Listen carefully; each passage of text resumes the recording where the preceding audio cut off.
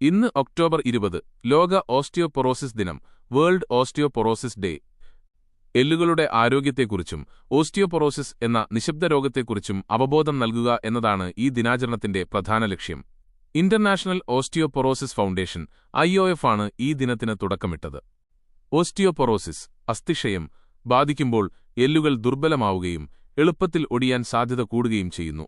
പ്രത്യേകിച്ചും പ്രായമായവരിലും സ്ത്രീകളിലുമാണ് ഈ രോഗം കൂടുതലായി കണ്ടുവരുന്നത്. നമ്മുടെ എല്ലുകളുടെ ആരോഗ്യത്തിനായി ഈ ദിനം നമ്മെ ഓർമ്മിപ്പിക്കുന്നത് കാൽസ്യം, വിറ്റാമിൻ ഡി ഇവ ധാരാളമടങ്ങിയ ഭക്ഷണം കഴിക്കുക. വ്യായാമം, എല്ലുകൾക്ക് ബലം നൽകുന്ന വ്യായാമങ്ങൾ മുടക്കാതെ ചെയ്യുക. പരിശോധന, ഡോക്ടറുടെ നിർദ്ദേശപ്രകാരം എല്ലുകളുടെ സാന്ദ്രത ബോൺ ഡെൻസിറ്റി പരിശോധിക്കുക. ശക്തമായ അസ്ഥികൾ ശക്തമായ ജീവിതത്തിന്റെ അടിസ്ഥാനമാണ്. നമ്മുടെ എല്ലുകളെ നമുക്ക് സംരക്ഷിക്കാം. നല്ല ആരോഗ്യമെന്നത് നല്ല അസ്ഥികളുടെ ആരോഗ്യത്തോടെ തുടങ്ങുന്നു.